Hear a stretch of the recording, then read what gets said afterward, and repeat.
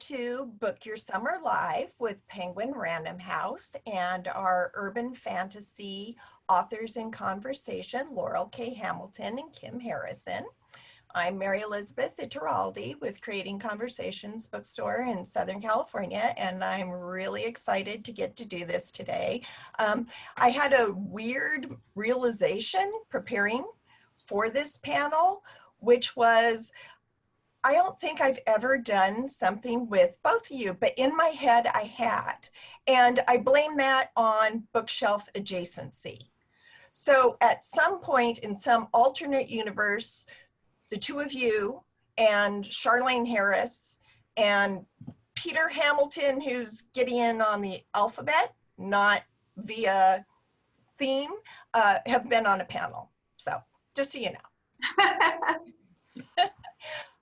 For anyone who knows one of our authors but not the other, I'll do a brief intro. Laurell K. Hamilton is the author of the #1 New York Times bestselling Anita Blake Vampire Hunter and Mary Gentry series.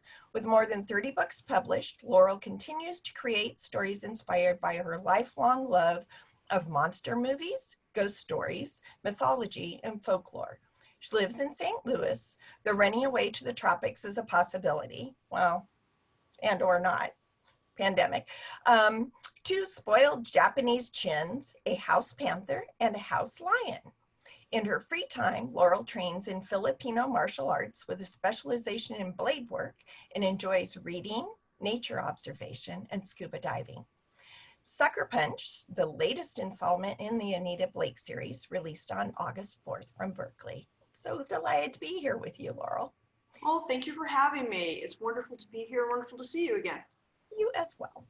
All right, and Kim Harrison, you'll notice that I went Hamilton then Harrison because, you know, shelving alphabetically, is the author of the #1 New York Times bestselling Hollows series, including The Witch with No Name, The Undead Pool, and Ever After.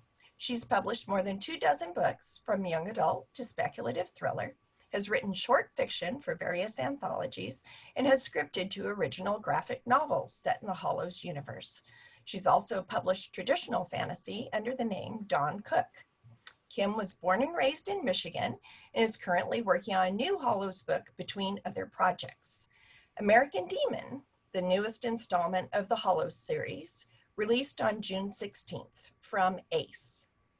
So I actually want to start by talking about guilty pleasures and Dead Witch Walking. And part of it is because I feel like you both have significant contributions and probably perspectives on the urban fantasy genre. You know, this is titled the Urban Fantasy Panel for this event. And when Guilty Pleasures was published, it wasn't that urban fantasy didn't exist per se. There'd been a few things. There'd been the Borderlands books, some other notable books, Emma Bull, Charles DeLint, but nobody really had established urban fantasy as something with ongoing series. I can remember when they first came, we kind of debated, where do we shelve them? You know, is this horror? Is this mystery? Is this science fiction and fantasy? And so Laurell, you were in sort of in the beginning of creating this as a genre. And then Kim, you got the benefit of coming in about a decade later when people had a comparison for your books, right? They could say, in the vein of Laurell Hamilton. So do you two want to go sort of in chronological order and talk a little bit about what it was like back in 1993 and 2004? Well, I actually wrote Guilty Pleasures, the first Anita Blake novel, in the late 80s. It took over 2 years to sell because everyone loved it. I've never had, I had, you know, some horrible rejection letters, you always do, but I had some of the best rejection letters. But they didn't know what to do with it because urban fantasy didn't exist. P.N. Elrod had, I think, a couple of books with Vampire Detective, and Tanya Huff also had a few books out. That was, you know, but nobody called it urban fantasy. So I had mystery houses rejecting it, saying, well, it's really horror. And horror said it was fantasy. Fantasy said it was science fiction. And they would even recommend other editors at other houses to send it to. So many people were very kind, but nobody knew how to market it. They thought they didn't know what to do with it. And so finally, of course, Penguin Random House, Berkeley took a chance on something very different. And, but it was very interesting because Buffy hadn't come out when I started writing this. So there wasn't even that to reference. So people were really very, very lost. And I was told in some of the rejection letters that one is that vampires are dead as a genre. The market can't hold another one. Don't you know vampires are dead? And I remember thinking later, don't you understand the monsters never die? That's the point. And it's just wonderful to me being told this would not work by so many people. I had over 200 rejections to the first novel because nobody knew what to do with it. And to then, you know, a decade and more later, I remember being at Dragon Con, and I don't think Kim was on this panel. I don't think you were at Dragon Con that year, but we had 6 or 7 other authors in the same genre sitting up there with me. I can't remember if Charlene Harris was there or not, but you know, Faith Hunter, and I'm going to blank on names. It's been that kind of day. But I remember looking down the panel and thinking, everyone said this wouldn't work. You know, it's always nice to have an idea that you believe in so strongly and then have it work so well and open the way for so many people. And Kim. I forgot what the question was. Oh, well, talking about coming into the genre. So Laurel was there before it was a genre, and you came in. I did. I came in almost at the tail end of the beginning of it. And yes, I remember reading a couple of Laurels. I read a couple of Jims. I read a couple of Charlene's. And then I wrote a short story that didn't find publication, and it got shoved away until I needed something new, because I was writing traditional fantasy at that point. And by the time I came out with Dead Witch Walking, there was a genre. And, you know, I owe Laurel a big thank you for that, because like you said, Elizabeth, Mary Elizabeth, you said that it was out there, but she was the one who made it profitable. And it doesn't matter how good the book is or how unique the book is, unless somebody makes it profitable. And because of her and the people who followed her, Jim and Charlene and, you know, the big names, I was able to step right in there and find a place. And readers, I didn't have to do so much storytelling with the nitty gritty. I could throw down a word and people would know what it would mean. So there was already a lot of shorthand in the genre that I could just kind of blurb all over that and just tell the story that I wanted to tell. But my gosh, it seems like ages ago. It really. So Sucker Punch is Anita Blake, number 23.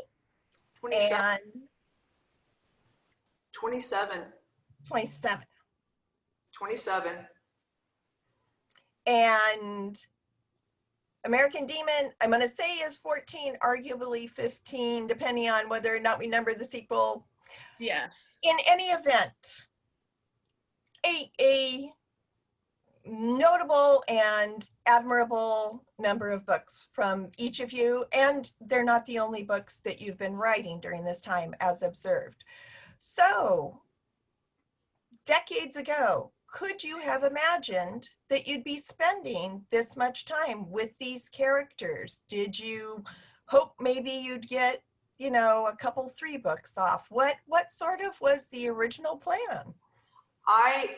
my first book that I ever wrote got published, which is rare. Most of us have trunk books, called Night Seer. And it is more traditional fantasy, elves, dwarves, and dragons. It was supposed to be a 4-book series. The first book did not sell well enough, which most first novels do not. And so they rejected the second novel in the series, and that series died with 1 book. So when I sold Guilty Pleasures, they gave me a contract for 3 books, and I was over the moon. I remember thinking, well, at least there'll be 3 books in this one. And every contract, it was 3 books per contract, and every time I remember thinking, well, at least there'll be 6, at least there'll be 9. And I thought that way for a long time because of that first failure to be able to launch my first series. And I think it's all the sweeter because of that failure and not being able to, I thought I was going to be a traditional fantasy writer. If that book and series had sold well, I might not have looked into my unsold short stories and thought, well, what do I have? Because like Kim said, short stories, they have to justify their life and existence in magazines even 20, 30 years ago. And I was told I wasn't a big enough name for the cover. I wouldn't sell magazines for them. But it was a short story called Those Who Seek Forgiveness, and it starred Anita Blake, though I think her name might have been Black at that point. I don't know. And she raised the dead for a living. There weren't even vampires in it, but I thought the world was interesting. And it was, so no, I did not think I would get to number 27. I did not think that I would be blessed with having, being able to write exactly what I want to write, what my muse and I enjoy the most, and have so many people love it for so long. I mean, that's just incredible to me. Okay, Laurel, I don't want to one-up you here, but my first novel got published as well. It's still in print, actually, which is amazing. It's with Anne Sowards at Ace. I had no clue that I would be getting more than a 3-book series either. And I agree with you. I got that that rollover on the contract, and it was like, oh, I can slow down. I don't have to rush through here.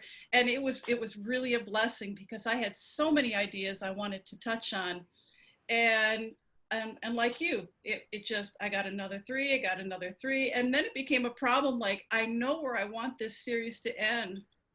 And I kept pushing it off, and it was getting harder and harder to put things in between before I got to the ending, which was saving Ivy, pretty much. Now I've got a new ending. Now that I reopened the series, which has been amazing, I've got a new goal, which I'm working towards, and I have no clue how many books I'm going to get. But I'll keep writing them until they tell me to stop. And so, yeah, it's been a real blessing to be able to work with these characters for so long. I know them better than my neighbors. I recently tried to, I worked on with other books and different voices. And then when I went back to the Hollows, it was like, oh, I'm home. I know exactly how I'm going to do this. Not to say there are no problems getting from point A to B, but at least I've got the voice down. Night Seer is also still in print because of all the mergers. Ironically, the house that bought Night Seer got bought out by Penguin Putnam, and now Penguin Random House. Now almost every publisher and house I've worked for is now under the same umbrella due to mergers. Isn't that wonderful? Still having your first book out there. I think it's a great honor. It really is. It humbles me. It is, and in fact, because it's all under the same branch now, they've even done the bad thing of saying, well, if you wanted to finish it now, you could. I have not written that character in that world since I was 23, 24. Yeah. And I'm going, I don't know, but because it's all under the same thing, I have the chance to go back and actually finish what didn't get done. And I'm almost overwhelmed with the possibility of being able to do it and wondering, I'm such a different writer now. So I'm wondering if I can, I don't Maybe know. a short story. Try a short story. No, but it was interesting. The reason I get the chance is because everything is under the same umbrella now.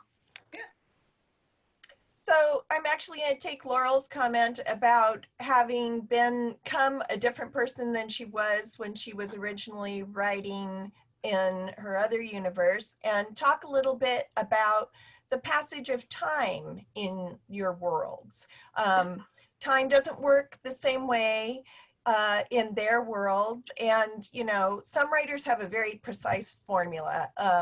The late Sue Grafton famously had a system for Kinsey Millhone where Kinsey aged 1 year for every 2.5 novels.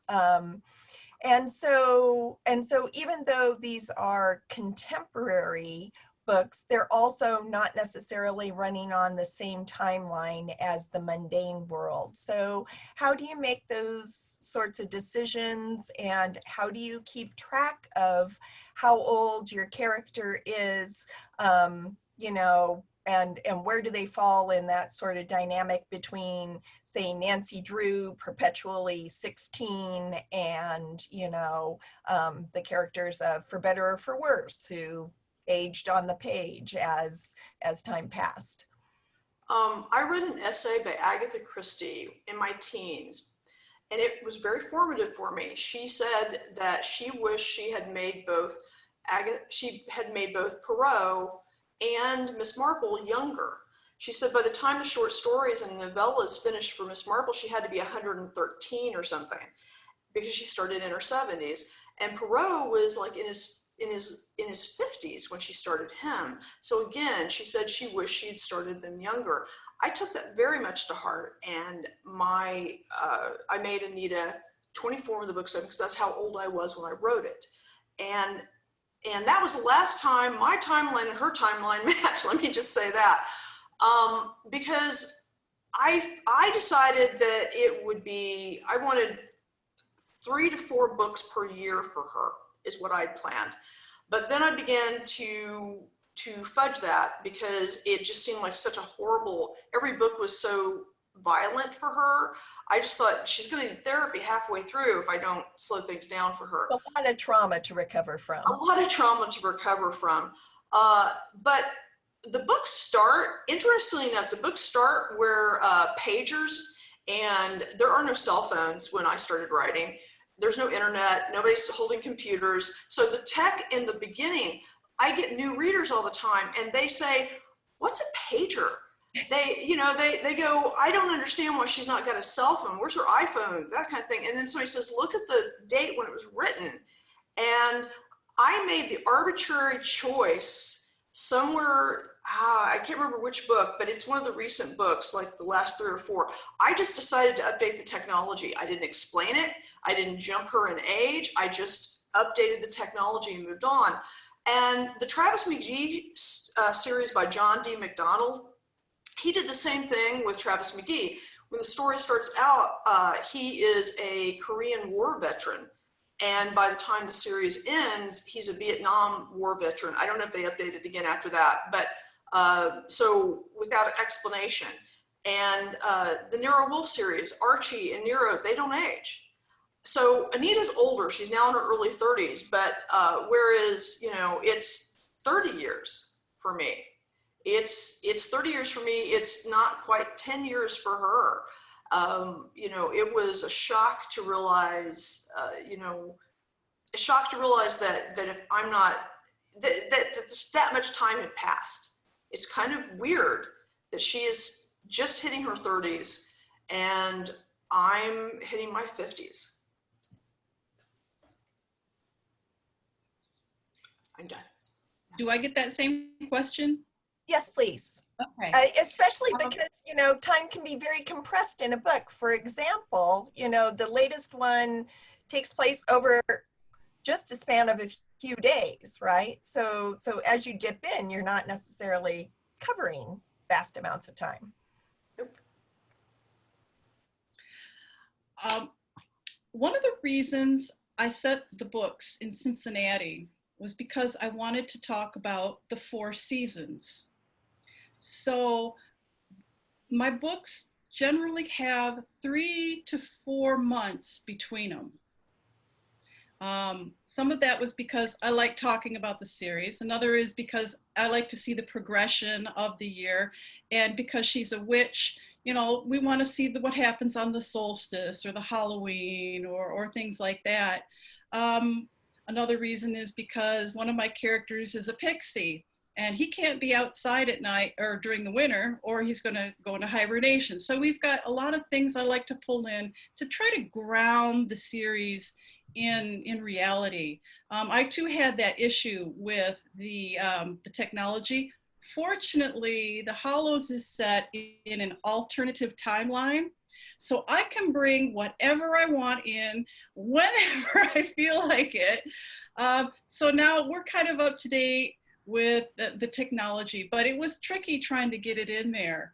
I remember the first time I brought up a laptop, it was a gift. Ivy gave Rachel a laptop as a gift, and that was the first time we ever had the internet, we ever had computers, we ever had cell phones, and it was tricky. And because if you have the internet at your disposal, why are you going to the library to get a charm, you know, a recipe for a charm, which of course, who would want to trust anything on the internet? So Rachel has about 1 year of us is 4 years of us is about 1 year of Rachel. So she's still in her late 20s. However, because I'm getting older and the issues I want to talk about are changing, Rachel's life is changing. She's got a solid boyfriend now who happens to have 2 kids. So now we're talking about children. We're talking about older parents. We're talking about things that an older character might talk about, but not in that she's not, you know, old. And so it's a nice mix of balance that I enjoy working with. But you're right, it is tricky to try to keep things going in a long running series and keep it up to date. So I could go one of 2 ways from here, because you kind of gave me an opening to 2 of my follow-up questions. I think what I'll do is I'll stay on the timeline one for right now rather than setting, which is, granted, your books are not set in our reality. The Hollows is much more distinctly separate. You know, the Anita Blake's not quite so much, but the overwhelming factor of our present reality is, of course, the pandemic. And so my question is, will you see the pandemic reflected in your universes in any way?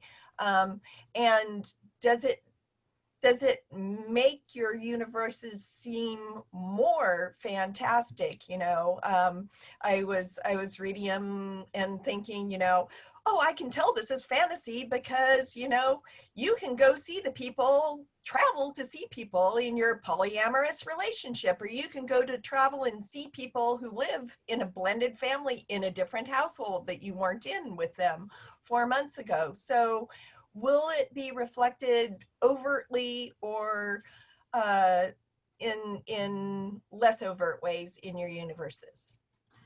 I am working on a short story that would be directly related to some of the events that have been happening, but I have to wait and let it set and make sure that the short story is actually a short story and not just me venting emotion. There's enough emotion being vented out there. I'm not going to add to it. So I may do some short pieces that set in, because one of my readers asked me, I believe on Twitter, that wouldn't, I have a character who's a wereleper who is Cherry, and Cherry was a registered nurse before she lost her leg in an accident, and the wereleopards offered to make her a wereleopard so she could grow her leg back. So she took it, but she lost her medical license because it's still considered a communicable disease, a contagious disease in my world. But for this, for COVID-19, she would be perfect. Everybody that is a lycanthrope that's lost their medical license because they popped top for it, they can't get it. They can't get any disease. So they would absolutely be perfect. I actually sat down to try to write a short story set like this because several of my readers after that said, oh, that'd be great. And it was so depressing. It was so depressing. I cannot write about it while I'm going through it because I, like everybody else, it is a real hard slog to sit there and go, okay, what fresh hell on the news today? What is happening today? I do not need my muse, and I do not need to grind ourselves further into it. So it's a great idea.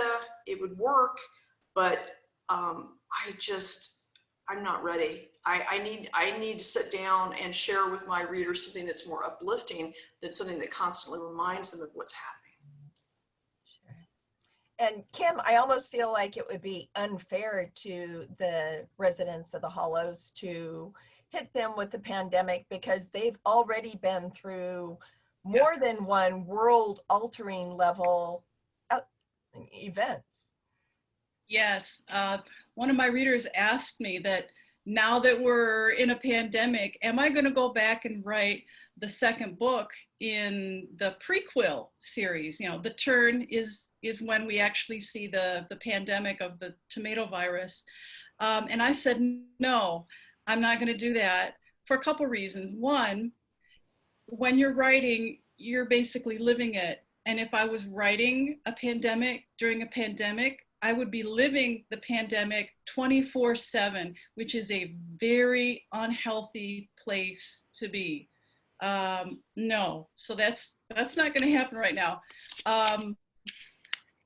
You're right. I am not going to bring a pandemic into the current series with Rachel and Trent.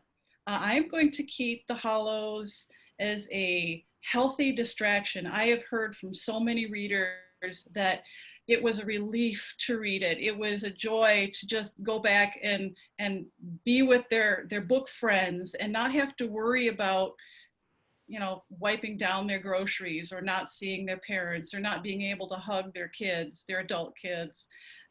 So I'm going to keep the Hollows, the regular Hollows series, as a healthy distraction. I am, however, finding myself bringing in some of the political crap into the Hollows. That, like most writers, I bring stuff in, I internalize it, and I just vomit it back out on the page as a way to help me get control in my head of what's going on. So yeah, the political stuff is gonna, you know, if you look for it, you can see it. If you're not looking for it, you won't. But it's making its way in there, unfortunately, in the next book that I'm working on right now. Well, that's actually a beautiful segue into my follow-up question, which was, you know, how, if at all, do you see your Midwestern settings of choice sort of reflecting the decisions that your characters make, and how do you deal with things like both of your series are, let's say, at least law enforcement adjacent. And one of the big discussions in our world right now after the pandemic is about, you know, what are the appropriate roles of law enforcement? And, you know, is that going to end up being something that Rachel and Anita are dealing with? And do you want to sort of continue because you were already sort of on that, or should we let Laurell go? Do you want to go first? Sure, yeah. I'm not going to, I haven't really been touching on the laws of law enforcement, the rules of engagement, so much as focusing on how women are viewed in the workplace, how, boy, it's easier when I come after you. How women are finding their way in the workplace, the inequalities, a lot of, because I've got different species in the Hollows, you know, elves, vampires, witches, demons, I can touch a lot on inequalities and things like that. So I'm focusing more on the the small battles rather than the outer structure of law enforcement. Anita is actually a U.S. Marshal for Natural Service now at this point in the book. She started off as just a consultant for the supernatural crimes with the police at the very beginning of the series, and a legal vampire executioner, because vampires, for those who don't know, in my series, vampires and shapeshifters are considered too dangerous. So if they break the law in a big way, there is no trial, there is a warrant of execution, they're hunted down and they are killed because they can break out of any jail. It would be like trying to put Captain America gone evil in jail, or Superman without the power of flight. How do you hold a being that is that strong and not have them kill more people while you try to do it? Completely the crux of Sucker Punch, I'll note. Absolutely. In fact, Sucker Punch was a long time coming because I've been addressing the inequality in my world for a very long time. And I've even said on stage in several books that the warrant of execution system is a civil rights nightmare. It really is, because literally a shapeshifter or vampire has rights as a citizen. They break the law and suddenly they have no rights. They kill somebody or they're suspected of killing somebody. That's the thing. There's no trial. There's no gathering evidence. It's just they did it, you kill them, and nobody looks at the crime, which is really what Sucker Punch is about. It's like one of the junior marshals, the new marshals that we saw last in had introduced in Hit List. He calls Anita in because the crime just doesn't make sense. If he doesn't want to kill the wrong person, you can't take it back. You've executed someone. It's the old argument against capital punishment. What if you're wrong? You can't take it back. You can't undo it. So I've been addressing inequality. I've been addressing, Anita is biracial. Her mother was Hispanic. Her family she's only the second generation of her family on her mother's side that came in from Mexico and stayed. She's actually the only second generation on her father's side from Germany. So she is an immigrant on both sides. She has been biracial before being biracial was cool.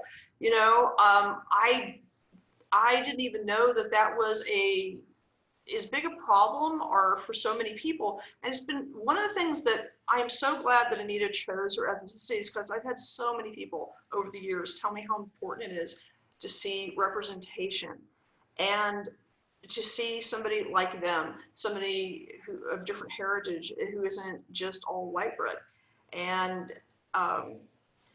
it's been one of those things where Anita chose her name, she chose her ethnicity, but it has really been important to even more people than I could have ever realized to have her out there. And we have, so we have been discussing, some of the issues that have come up in a major way, but I've been doing more reading and research on the history of hidden racism in our society, because it really is in so many more places than I thought.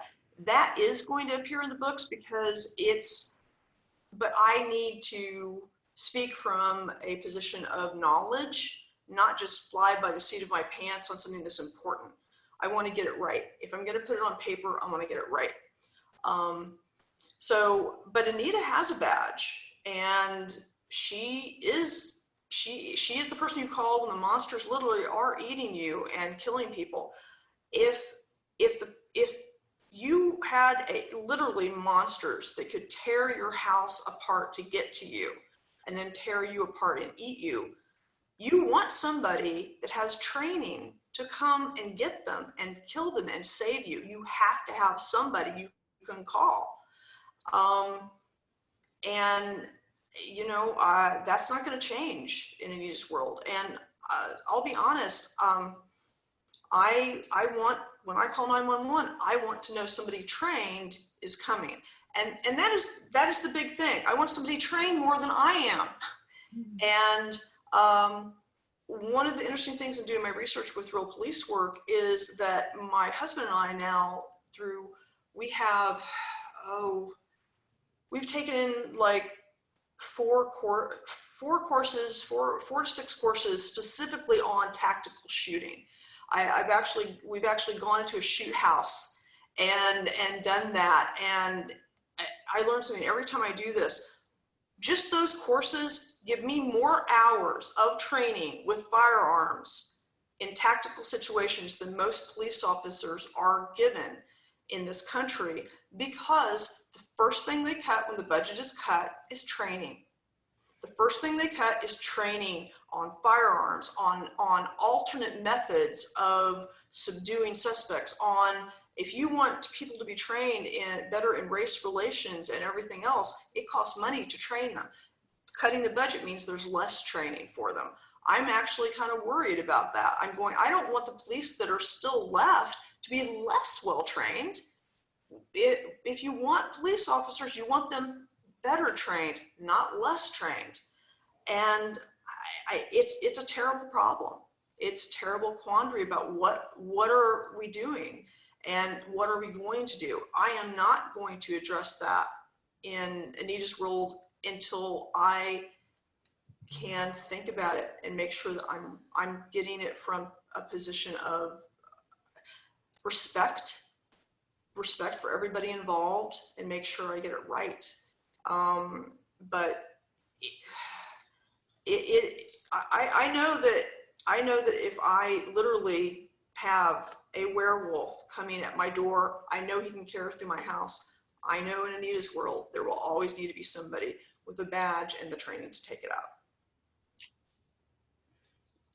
Whereas, Rachel's more likely to get asked to reassign zombies and so, but how do you deal, Kim, with, you have fascinating different levels of what it is to be dead, what it is to be undead, what it is to be, so zombies can get collected and taken to the zoo, which would seem to suggest that they are not human. So how do you make decisions about that sort of thing? Oh, the zombies. It was time for me to touch on the zombies in the hollows. So I went back old school, that they were the shambling, decaying, very slow. And yeah, we don't see a lot of them. And they did get taken and put in the zoo because the zoo was the only place that had an enclosure that had a strong enough smell filter, because they smell awful. They're dead. Actually, my zombies are not created by a bite. They're created by a Baku who has eaten the shells of their soul down to the point where they're still alive, but there's nothing upstairs. So at that point, they're pretty much, I guess the medical definition would be brain dead. So they're no longer considered human, which is why they ended up at the zoo. Did that kind of answer your question? It did, although, I still wonder if the zombie rights activists are going to show up in the hollows in a future. No, they might, but they smell so bad that they're in the right place. They really are. And they are no longer alive by a medical standard. So there you go. Excellent. Zombies in my world aren't from bites either. Other than I have one very specialized type of zombie disease, but other than that one type that comes through a vampire line that is kind of bridges between zombie and vampire, no, it's magic. You have to be raised from the dead, and your soul has to not be in there, because once the soul's in there, the body stops rotting. I've explored that in several books with people who can do magic, where you can put the soul back in a partially rotted corpse, which is a definition of hell by anybody's definition. And I got around the smell problem, because if it's raised by magic, for Anita especially, if it's powerful enough necromancer, powerful enough animator, then they don't smell. For the time they're raised, they don't smell. Now, if back in the old days, people didn't put clauses that says in the contract you put them back tonight. You can't go off with the zombie, or you can only have them for this long to question for historical stuff, and then you have to bring them back. There are stories of people that kept zombies and beyond the point of freshness, shall we say. So, but yeah, magic keeps the smell away, because otherwise, Kim's quite right. There's nothing that ranks up there like the smell of rotting bodies. Ranks. Oh, Ranks. I didn't even mean pun. So yes, it is a very, very peculiar and one you don't want to be around otherwise. So one last question sort of on the evolution of your characters, which is, as we've touched on a couple of times, one of the important themes, I think, in both of your works has been questioning some of the negative consequences of othering, of giving people, you know, sort of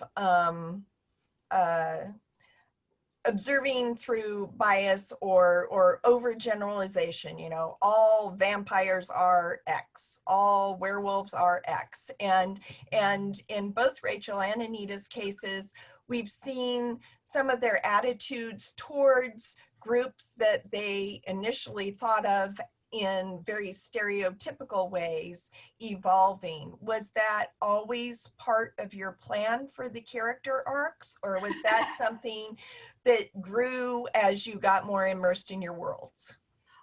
At the beginning of the series, I believed, along with Anita, that vampires were walking corpses, and her line about "I don't date vampires, I kill them," I meant that sincerely. I totally believed that at the beginning of the series, just like she did. And so her executing vampires wasn't killing people because they weren't people anymore. So at the beginning of the series, I would have bet good money that she would never date vampires, that they would always remain as other, as monster. And of course, I'm wrong. How wrong I was. Book 3, Search the Dam, I was planning to kill Jean-Claude off. I brought the character Richard Zeman on to marry her.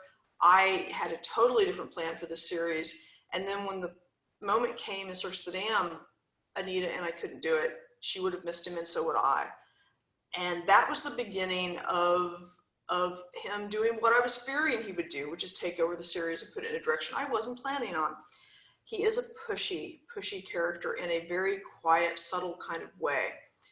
And yes, it was a surprise to me. And so our evolution of what is a monster, and finding out that more and more in the books, especially the early books, the monsters were really the people. People were more monstrous than the, quote, monsters. So watching her change, watching her worldview go from black to white, I think because I was the same age at the same time when we started, in their 20s, if you're going to be a black and white thinker, you are. Good, evil, very clear cut. And her evolution has been mine, where you realize that the world is much more gray, and that it's not as easy, and that really you can both be right and both be wrong, and each one is valid. That is something that you grow and learn as you get older, if you pay attention anyway. And so that was totally unexpected. I did not see us having the vampires as just another minority, and the shapeshifters just another minority. I really didn't think that we would be here like that. And now, of course, it is. You just accept that. And she's actually, you know, all her sweeties are supernatural. She's not dating humans. Thanks to therapy, I do realize now that having lost family members at a very, very young age, I realized that the fact she's dating and in love with people that almost can't die, that are incredibly hard to kill, I've had enough therapy know that that is wish fulfillment. I do know that now. Okay. What about The question, journey? well, the question was kind of like, Her journey, or not just hers, but primarily hers, and the perception of residents of the Hollow with regard to, you know, not putting supernatural beings in particular into groups. breaking down stereotypes, basically. Yeah. I wrote some notes because that's a difficult question for me. Rachel, as a member of society, has got stereotypes. Most of them have been about demons. She's had some stereotypes about humans. She had stereotypes about pixies, which I think was her easiest to break and has been the most rewarding to see her change. A lot of the books revolve around Rachel coming to terms with the fact that humans can help Interlanders, which are what I collectively call all the paranormal species, and Inlanders can help humans. That we're stronger when we merge our talents together, that we're not trying to be alike, but that our differences make us all stronger.